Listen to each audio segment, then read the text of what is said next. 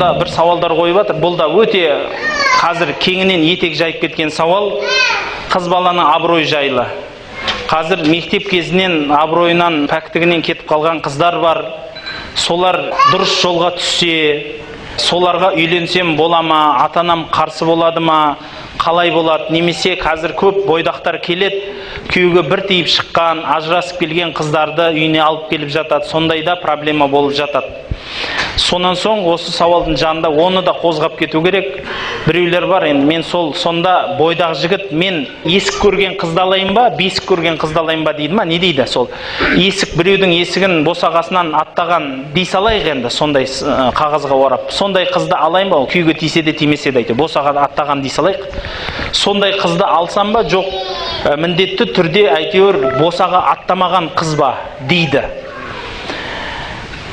Пайғамбарымыз саллаллаху алейхи вассаламның заманында бір жігіт үйленеді. Әтір сеуіп келеді пайғамбардың алдына. Сосын пайғамбарымыз тойдан келдің ба, үйлендің ба десе, иә дейді. Қайдан, не қылды, қайдан үйлендің дегенде, осы мәдиналық бір әйелді алдым дейді. Өзі бойдақ жігіт болады. Сонда пайғамбарымыз айтады, қыз баланы алмадың ба, екеуің бірге ойнап күліп, әзілдерің жарасатын еді ғой дейді. Расында да қыз бала бірінші ең алғашқы осы былай айтқанда шымылдығын ашқан адамға өте ыстық болады. Сол үшін расында да дұрыс болады біздің осы салт дәстүрімізде босаға аттамағанға үйленген дұрыс болады. Дұрысырағы. Енді бірақ әр нәрсенің өзінің орны бар. Егер шынымен қыз бала өте мықты болса, кім қателеспейді? Ойнақтаған тайлақ от басады дейді. Кімнің басына не түспейді? Бірақ басы қателік болған менен аяқ жағы түзеліп кетіп атқан небір қарындастарымыз бар, әпкелеріміз бар. Егер шынымен сондай жақсы адам болатын болса, ата-анасы жақсы көргенді жерден, бірақ өзі кезінде сондай ойнақтап қойды десе, онда алсаңыз болады. Пайғамбарымыз саллаллаху алейхи вассаламда расында да ең алғашқы әйелін есік көрген адам болады, Хадиша анамыз. Бірақ бүкіл одан бұрын баласы болмайды ол кісінің. Пайғамбарымыздан бүкіл бала-шағасын, 6 баласын туып береді. Және Хадишаны өмір бақи сүйіп өтті пайғамбарымыз. Көзі тірісінде екінші әйел алмады оның үстінен. Соншалықты жақсы көргендігінен.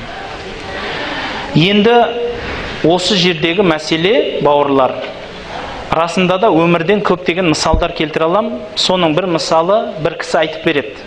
Менің бір досым болды. Өзінен пәлен жас үлкен қызды алды. Ол қыз расында да бүкіл әйтеуір оқып жүрген оқуына әйгілі болып кеткен қыз еді. Сонда да ол бала оны танымастан алып қойды. Мен оны білдім. Бірақ сол қыз бала қандай болады екен деп араласпадым өмірлеріне дейді. Күндердің күні бірнеше жылдар өтті, әйтеуір менің таң қалғаным, менің дос балам арақ ішіп азып кетті дейді, тозып кетті. Ал әлгі қыз бала күйеуге тиісіменен өзінің аяғынан тұрып, тіктей тұрып, үлкен қалаға анау маймылды сүйреп апарып, адам қылып, сол үлкен қаладан үй әперіп, жұмысқа әперіп, бері қарай тартып, қайтадан қосты дейді қатарға. Сонда барып мен әйелдің ішінде де шынымен еркектен де озып кететін әйелдер болады екен ғой деп таң қалдым дейді. Рас ол кісінің сөзіне мен бірден қосыла аламын. Өйткені кейде сондай қыз балаларымыз бар, мүмкін кезінде қателесті, бірақ жан ұялы болғаннан кейін есін жинап, менікі дұрыс емес екен ғой деп бірден өткен кеткеннің бәрін үзіп, алға қарай, түзу жолға қарай түскен не деген әйел кісілер бар. Сондықтан ол барлығын бір жіпке байлаудың қажеті жоқ. Жақсы, жаман адамның өзінен болады. Сондықтан айтатыным, таңдаған кезде жүрекке қарап таңдау деген үлкен нәрсе ол. Ол өте қателесетін нәрсе. Ата-анасынан, өзінің мінезінен, дұрысынан қараңыздар. Егер шынымен жүрегінде, жүріс-тұрысында әділеттігі бар, жүзінде әйтеуір жамандығы жоқ болған азаматша әйел кісі болса, онда ол адамнан түңілудің қажеті жоқ деп ойлаймын. Сондықтан бұл сауалдың жауабы осылайша болып келді.